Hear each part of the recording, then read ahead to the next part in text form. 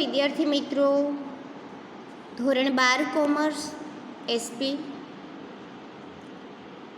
Part 1નું chapter પહેલું બેંકને લગતો પત્ર વ્યવહાર, જેના ટૂંકા પ્રશ્ન આપણે જોઈએ છીએ. તો 11મો પ્રશ્ન આવ્યા છીએ, બેંક કેવી નાણાકીય સંસ્થા છે? તો કે બેંક એક એવી નાણાકીય સંસ્થા છે કે જેમાં નાણાં સ્વીકારવાનું અને નાણાંના ધિરાણનું કાર્ય કરે છે, પરંતુ કેટલીક એવી વિશિષ્ટ પ્રકારની બેન્કિંગ સેવાઓ પણ એ પૂરી પાડે છે. એટલે બેંક છે એક ખૂબ મહત્ત્વની નાણાકીય વ્યવસ્થા ગણવામાં આવે છે અને વિશિષ્ટ પ્રકારની કાર્યપ્રણાલી આજે વર્તમાન સમયની અંદર બેંક કરી રહી છે, સેવા આપી રહી છે. પછી એ ખાનગી બેંક હોય કે સરકારી, એટલે કે જાહેર બેંક હોય. જાહેર તો ખાનગી બેંકો પણ છે, પણ સરકારી અને ખાનગી બેંકો બંને ખૂબ સરસ નાણાકીય રીતે વ્યવસ્થા કરી રહી છે. એટલે બેંકમાં છે એ નાણાં સ્વીકારવાનું, બચત પણ આપણી નાણાંની કરી શકે છે, સાચવી દે છે અને નાણાં આપણે જોતા હોય જરૂર પ્રમાણે અને ઉધાર પણ જોતા હોય તો પણ આપે છે.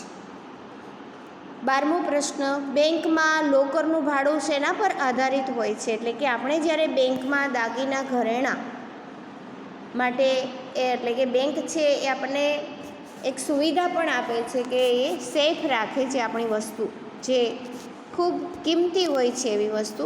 તો બેંકમાં લોકરનું ભાડું શેના પર આધારિત હોય છે?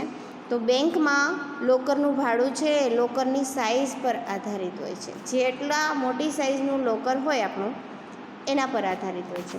દાખલા તરીકે નાના અને મધ્યમ અને મોટી સાઇઝના એવા લોકરનું હોય છે અને એનું ભાડું છે એ પણ અલગ અલગ હોય છે.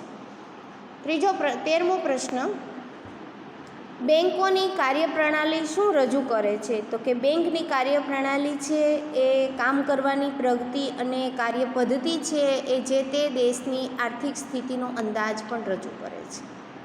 આર્થિક સ્થિતિ એટલે આપણા દેશની આર્થિક સ્થિતિ કેવી છે એના પણ એ અંદાજ રજૂ કરે છે. ટકાવારી ઉપર આપણને વ્યાજ મળતું હોય અને ટકાવારી ઉપર આપણે વ્યાજ દ્વારા નાણાં લઈએ છીએ એ, અને એમની આગળ કેટલી સગવડતા છે નાણાં આપવાની, સમાજના લોકોને કેટલી સેવાઓ આપી રહી છે અને એમાં એમની આગળ મૂડીની ક્ષમતા કેટલી છે એ પણ દેશની આર્થિક સદ્ધરતા પર જોવા મળે છે. એટલે કે દેશની આર્થિક સ્થિતિ કેવી છે એનો અંદાજ પણ બેંક રજૂ કરી શકે છે. 14મો પ્રશ્ન, બેન્કિંગ સેવાઓનો લાભ કોણ કોણ લઈ શકે છે? તો બેંકની સેવાનો લાભ છે એ બચત ખાતું, ચાલુ ખાતું તેમજ ડીમેટ ખાતા ધરાવતા બેંકના ગ્રાહકો લઈ શકે છે.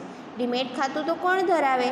આપણે પણ ધરાવી શકીએ છીએ, સંસ્થાઓ પણ ધરાવી શકે, પછી ઊંચી નેટવર્ક ધરાવતા વ્યક્તિઓ પણ અને કંપનીના કર્મચારી પણ ધરાવી શકતા હોય છે. એટલે ડીમેટ ખાતું તો શેર જે કંપનીના ખરીદવા હોય એ જ ગ્રાહકો ધરાવી શકે છે. એટલે આ બધા લાભ લઈ શકીએ છીએ. કોણ? ચાલુ ખાતું, બચત ખાતું અને ડીમેટ ખાતું ધરાવતા ગ્રાહકો એમનો બેન્કિંગ સેવાનો લાભ લઈ શકે છે. 15મો પ્રશ્ન, સંક્ષિપ્ત રૂપે જોઈએ તો આરબીઆઈનો મૂળ શબ્દ લખો એમ કહી શકાય. તો આરબીઆઈ એટલે રિઝર્વ બેંક ઓફ ઇન્ડિયાનું ટૂંકાક્ષરી નામ છે, જેનો અર્થ થાય છે ભારતીય રિઝર્વ બેંક. ટૂંકમાં પ્રશ્ન આપણે જોઈએ સંક્ષિપ્ત રૂપે તો એસબી અકાઉન્ટનો મૂળ શબ્દ, તો કે એસબી અકાઉન્ટનો મૂળ શબ્દ થાય છે સેવિંગ બેંક અકાઉન્ટ, એવો ટૂંકાક્ષરી અક્ષર થાય છે. પણ ખાસ આપણે ગુજરાતીમાં જોઈએ તો બચત ખાતું પણ કહી શકાય છે. સંક્ષિપ્તનો અર્થ ઓડી, એનો મૂળ શબ્દ જોઈએ તો ઓવરડ્રાફ્ટ ગણવામાં આવે છે. ઓડીનો ઓવરડ્રાફ્ટ આ ટૂંકાક્ષરી હતો અને આ એમનું ફૂલ ફોર્મ છે, જે બેંકની એક પ્રકારની ધિરાણની સગવડ ગણવામાં આવે છે, જેને ઓડી કહેવાય. ઓવરડ્રાફ્ટ ધિરાણ આપે છે બેંક, પછી એ જમીન પર આપે, ધંધા પર આપે કે કોઈ પણ ઉપર આપણે ધિરાણ લઈ શકીએ.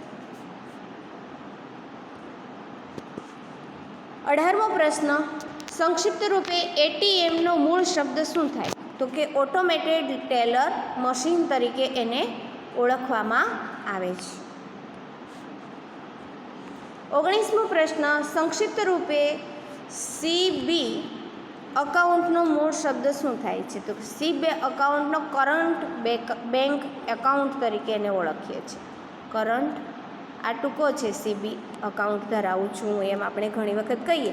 કરંટ બેંક એકાઉન્ટ ધરાવે છે, જેનો અર્થ થાય છે ચાલુ બેંક ખાતું ધરાવીએ છીએ.